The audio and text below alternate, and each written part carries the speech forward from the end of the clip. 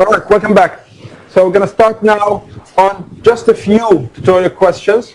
As I said before, it's about understanding the approach rather than just giving you what you already have, which is the answers. Okay? So let's start with the first one.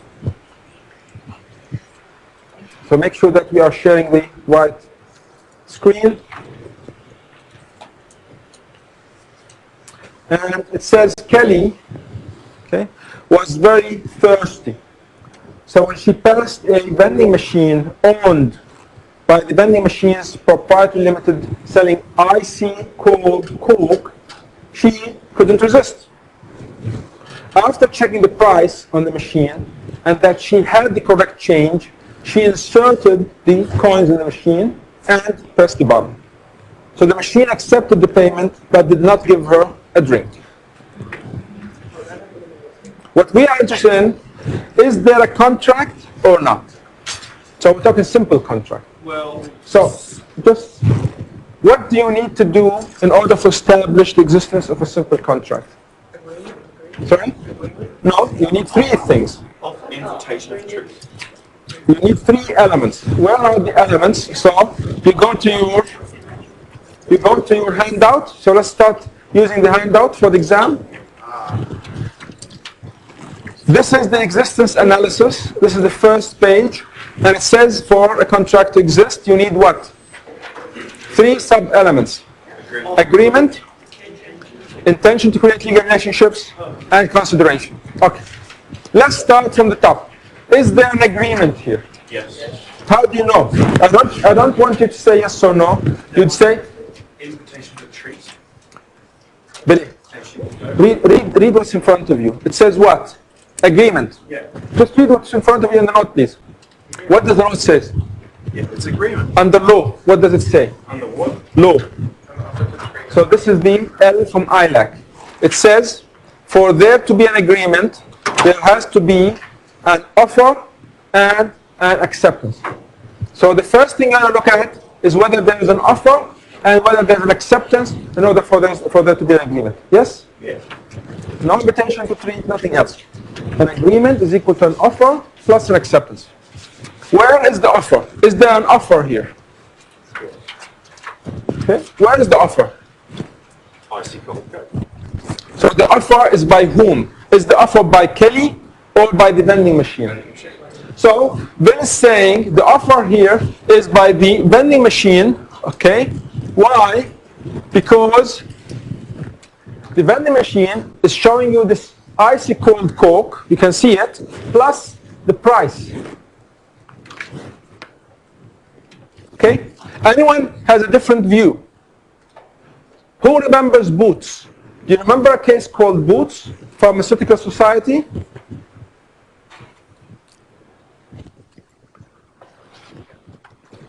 Anyone?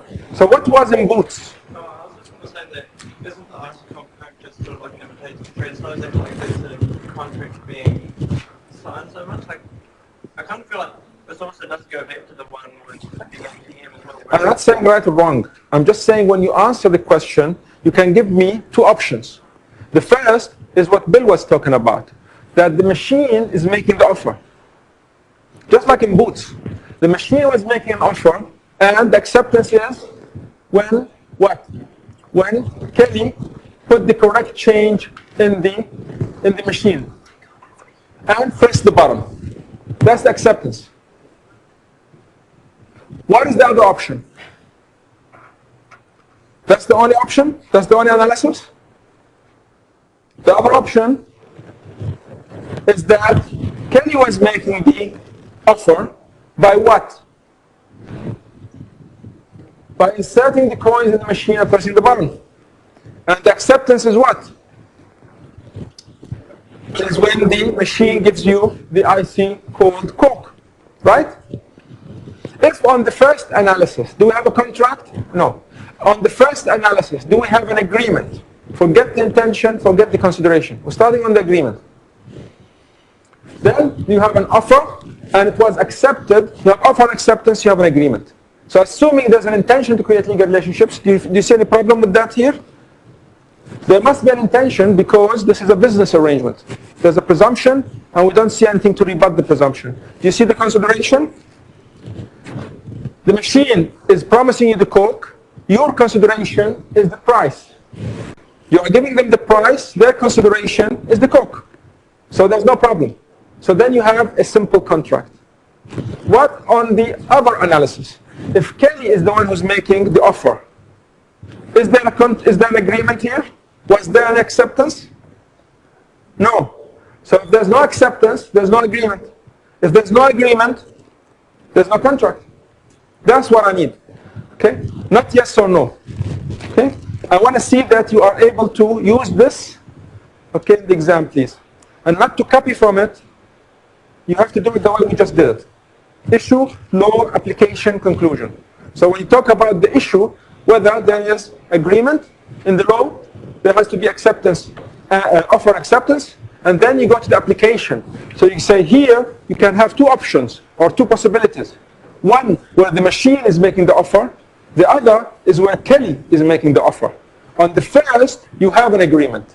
On the second, you don't have an agreement because there was no acceptance.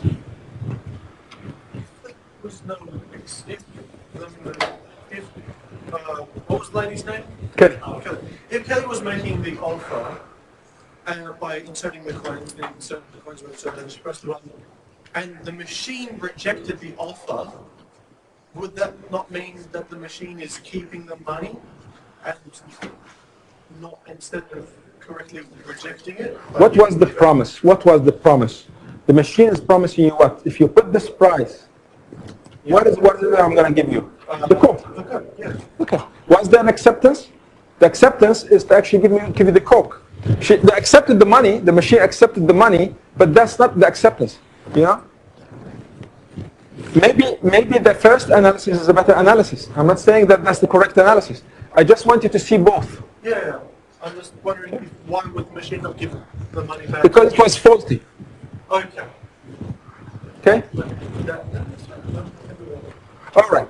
So it says display of the icy cold Coke for the advertised price in the vending machine is an example of an offer. So that's what Bill went with, the first possibility. As there's an intention or willingness to be bound by the offer to supply purchasers with the goods displayed. The offer is accepted when the correct change is inserted into the machine. Thus, a contract exists. See? This is the vanilla flavor answer that you get with the guide to these questions. That's not everything that I want to see. I want to see that you can see both of them. Okay? And argue for the better one based on these facts. Okay? All right. Let's do maybe a couple more and then we'll stop. Jenny.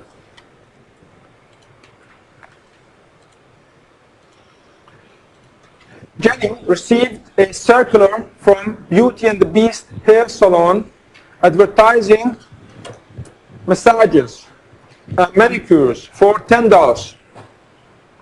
Realizing that this was an exceptionally good deal, but not surprised because she knew that they had only just opened and were running a number of good opening specials, she ran and made a booking. When Jenny arrived at the salon, she was told that there had been a mistake on the circular and it should have been $100. The manager explained that this was still a good price because it's usually $150. We haven't discussed mistake yet. That's going to come under genuine consent, which is the first element when we talk about the validity of simple contracts. For now, we'll just say there's a mistake. Jenny was furious, and it had taken her 30 minutes just to get to the shop by car. And if she had known, so this is detriment, right? And if she had known it would cost $100, she would never have made the booking. So advise her.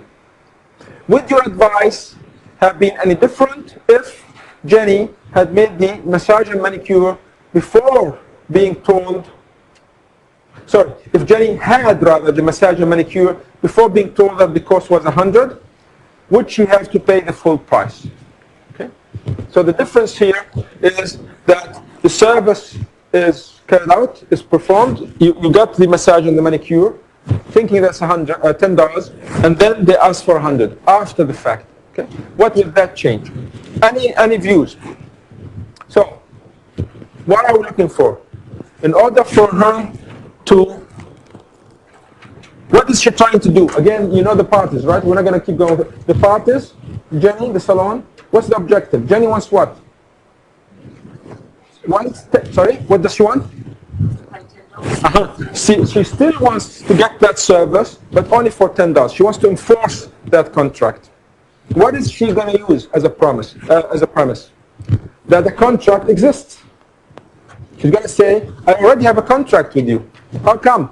So, where is the agreement? It's the one for $10. Offer and acceptance. When you called up and made the booking, Okay. sort of said anything that the tax only costs $100. Okay. So, where's the offer? Circular's not the offer. Circular is the offer? I thought it was the It's an ad. circular was the tent for the invitation to treat. It could be. It could be like in Carlin. In Carlin, we said that it was an advertisement, but it was an offer. Why? Oh, because it did say that you would get $10. So I made a statement on how much that it would cost. It says a circular advertising that service for $10. I treat it like the smoke bombs. Why? The Carlin. Why? So in Carlin, the advertisement was said to be an offer. Why? Because it was determined contract. Because it was a Because we're looking at an offer. An offer has to show that you are intending to be legally bound. So you're putting enough information, enough details to say, I want to be bound. Do you see that in this circular? Well, What else do you need? I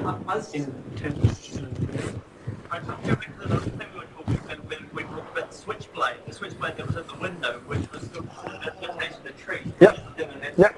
So it was advertised, but it wasn't saying like buy this type of thing. It wasn't sort of it wasn't like an actual offer itself. Same thing with boots. So, any other possibility here? What are the possibilities? Two possibilities. You can argue that this circular is what? An invitation to treat, because it's an advertisement. Or you could argue that, like in Carlin, this is in fact an offer. If it's an invitation to treat, where is the offer? The offer is made by Jenny bringing up, right? Okay. Making an appointment. She was the one who initiated the contract, so therefore she was only making the offer as opposed to If we go with this scenario, and we said that Jenny was the one making the offer by picking up the phone and making the appointment, was there an acceptance? there was an acceptance by the salon to arrange the booking. Say, okay, this is the date you come in and we'll Are there two options? One of them, yes, there was an acceptance because they booked her. Or there was no acceptance because the final acceptance actually is when she pays the amount, and that's when they discovered that this was different. Do you see now what changes if it has already been performed? So that, because the thing hasn't been performed, therefore the contract Could be no acceptance. wouldn't be an acceptance. So I want you to see these chopsticks. There can be two possibilities for offers. Either the circular is the offer, or Jenny is picking up the phone is the offer. If you go with the first option, the circular is the offer, Jenny's acceptance would be by calling up. If it's the other possibility, the offer is by calling up, the acceptance is going to be from the salon by the payment. But if they do that before the service, they will discover that and there will be no acceptance. If it comes after that, you could argue that there was already acceptance. But interestingly, it's a matter of perspective. Because from Jenny's perspective, the offer was a circular to the organisation. No, not just that. Not just that. Why do you think this piece there? It says here, the second sentence, why is that there? Realizing that this was an exceptionally good deal, so a reasonable person would think, really, all of that just for $10? But not surprised. So a reasonable person would still think, yeah, it's okay, $10 makes sense. Why? Because they're new. So she thought that because they are new, they want customers, that would still be reasonable. I think you'd probably make quite a bit of a loss of $10. Maybe they've just opened today, so they want people to come, you see. The next day, that will become different, okay? Yeah, look at when All right. pizza shop down there opened. Didn't they say it was one free pizza per person? That's $10 per. People, let's come back together, please. We'll finish off soon. It said, again from the book, the circular is an example of invitation to treat. So they went back to Boots. And because it's invitation to treat, it's not an offer. What would have, you think, pushed it into an offer? How can I change this question so that in the exam, again, I want you to see the possibilities, not just take one and run with it. The one who wants to get an HD has to show me that this could be this way, the chopsticks, always two. It could go this way, it could go that way. This could be the offer, and this is the acceptance. Or this could be the offer, and then that's the acceptance, or there's no acceptance. Okay. What could have changed to make it an offer? Like in Carlyle, for example. What would you change there to make it an offer? In Carlyle, they said what? I put £1,000 in the bank, so if you get the flu after using the ball the way we told you to, we will pay you compensation. That's kind of, it would be an offer because it says you do something and we'll get through this here. So it automatically says here's the contract we're offering. Can you map that here? What could you say here to make it like Carlyle? You could say, you know, she was asked to pay $10, and they would give her that, therefore that could be considered a contract. I mean, that's a little bit looking at very liberally, in my opinion. But I mean, What if I limit the number of customers? So that's specifically the term. So if it says, the circular says $10 for the first 10 customers, because you just want them to come first. So you want to see, people want to see that there's a buzz. Would that make it an offer? Now I'm so specific. I think that would make it a bit of an offer because that would add more details. So that's what we want. I want you to see what more can you do to make it an offer. That's what you will write in your answer, right? So say, this is an invitation to treat. If it was an offer, maybe they would have said something like this. Okay. One more? So here we start talking about the ACL as well. We haven't really touched upon it yet. Okay? So let's just do this slowly. So it said the first thing was that, okay, this was an invitation to treat. Second paragraph, Jenny as a party, okay, having responded to such advertising would be the one making the offer. So when she picked up the phone, she would have been making the offer, which the salon would have rejected and countered with the $100 counter offer. So there is no acceptance, which was what it had intended to advertise. Okay, Jenny would then have the option to accept or reject the counter offer. So she can't actually insist on the service. If Jenny had the manicure and massage before being told, that's the second alternative, it could be argued that there was an agreement, i.e. offer and acceptance. Why? So between the parties for the services to be provided for $10 based on Jenny's conduct. Okay? She would not have driven an hour and a half return journey had she known the cost of services was $100. Okay? So here it says that this becomes a fluffy type of situation. I called you and I said I want this service for $10. How did you accept? By doing the service. You found fluffy. Now you can't come back and say, no, I want more. Okay? That's why usually you have to pay before. No? Almost always they ask you to pay before. At least, for example, if you go to what I did if you go, for example, to your dry cleaning, then you have to pay before the service. Okay? They agree. No? I've nothing done with paying the dry cleaning. Okay, there we go. Let's continue. However, a court may question, second paragraph, if on the facts, when viewed as a whole, and objectively. That's the second sentence we're talking about. In light of the surrounding circumstances, from the point of view of a reasonable person, in Jenny's position, it would have seen the reasonable offer. $10 for all of that? That a manicure and massage be provided for only $10. In this circumstance, it's difficult to advise whether or not Jenny would have to pay the full price. So maybe, as someone said, for example, you have seen something similar in a pizza store, or maybe that's something that's being done in the street, or they've seen something similar. Especially if they limit the number of customers that are going to benefit from that very, very low offer. All right, let me just come to this ACL. So in either situation, Jenny may have recourse against the salon by way of the ACL. I haven't discussed it yet, but remember, there's something called sections 18 and 29, okay? Misleading or deceptive conduct and false representation. Okay? We'll leave it there. Now, I just want to talk about the mistake. Again, the salon would not be able to write on their mistake advertising a price of 10 rather than 100. Okay? Okay, we'll come back to mistake later. Leave that for now. Let's do one more. This is the last one we're going to do today.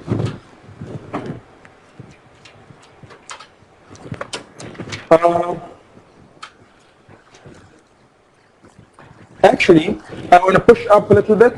So I want to pick one from chapter 10, sorry. Let's try this one. Okay? David, a developer, borrowed $100,000 from Rees for a development project with which he was associated. The terms of the agreement, we know there's an agreement. Don't worry about that. The agreement terms were that the money would be repaid within 120 days at 14% interest. At the conclusion of that period, David told Rees that he would be unable to pay the full amount as development hadn't sold as well as had been expected. He offered to pay, instead of 120, $90,000 by check immediately in full settlement of the debt, and Rees accepted. Rees subsequently claimed the balance of $10,000 plus the interest. Remember, this is similar to what we talked about in Folks and Beer. There's debt, and you accept the lower sum, and then you turn around and sue them for the rest. So David argued that he shouldn't have to pay anymore because he had paid Rees under one of the exceptions to the Folks and Beer principle, because they paid a different kind. Now, if you go and read the Folks and Beer, you'll find that there are exceptions. We didn't go through them in much detail, but this exception basically is saying I paid by check, not by cash, and that's enough to be a difference that will be an exception to Folks and Beer. So the sum, $90,000, is enough. I don't have to pay any extra. What would the other guy say? So they said also that the doctrine of promissory estoppel operated to protect debtors, such as himself, from just this sort of problem. So who's right, Rees or David? Okay.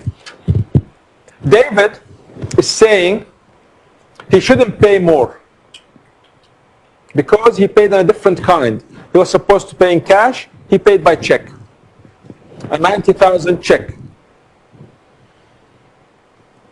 And he would be protected by promissory estoppel. Okay, on the first one, he's wrong, because that's really not different in kind, because the check eventually has to be converted into cash. It's really cash. That's not a good argument. What about this promissory estoppel argument? Remember that we said promissory estoppel comes at the end of chapter 10, and it has 6 elements on pages 275 and 276. Let's look at that. So again, we said promissory estoppel is an equitable principle. So it's at the court's discretion that allows a promise to be enforced even though the promisee has not provided consideration for that promise. Who is the promisor and the promisee here? David is the promisor. What did he promise? I will accept 90,000 instead of 120. Who is the promisee? Rees. What did he say? I will pay you on that consideration. I'll pay you on that promise the 90,000. Okay? So we're saying now you can't let David go back and say, you can't have Rees go back and say, I will not accept 90,000. I want you to pay the full amount. So what do? You go through the elements, like everything else. So it says, in order to establish promissory estoppel, you need the following elements. They must be satisfied. That's why we call them elements. There must be an assumption of fact or law created in the mind of the plaintiff, the promisee, in this case David, by the defendant, the promissor, Reese. So Reese has to create in David's mind this expectation that I will accept 90,000, or the assumption that I'll accept 90,000 instead of 120,000. Did this happen in this case? Do you have problems with this? Is there any legal issue on the facts? I don't think so. This is very easy to establish. What about the next one? The defendant, which is Reese, must be responsible for the assumption. Who made the assumption? Reese. Reese, he said, I will accept that. Also, the defendant must have intended that the plaintiff will act on the assumption, i.e., they will pay them the 90,000. The plaintiff must have acted to their detriment, the reliance on the assumption, and unconscionability or unfairness would arise if the defendant were allowed to go back on their promise. So these are the two things you have to look at in terms of a possible legal issue. So we said that a promissory estoppel is an equitable doctrine. The debtor is going to have to show that they have entered this transaction with clean hands. So they are the innocent party. Remember, in High Trees and in Waltons, you are always the innocent party.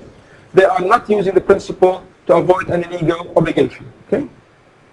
So in this case, as it was David who approached Reese over accepting payment of the lesser sum, the facts are such that David is unlikely to be able to show that he has suffered a detriment in reliance of Reese's obligation. So you will have problems with the last two basically elements. All right, I'll leave it here for today, and we'll start next week on the second analytical structure, which is the validity of contracts. 4 elements. Thank you.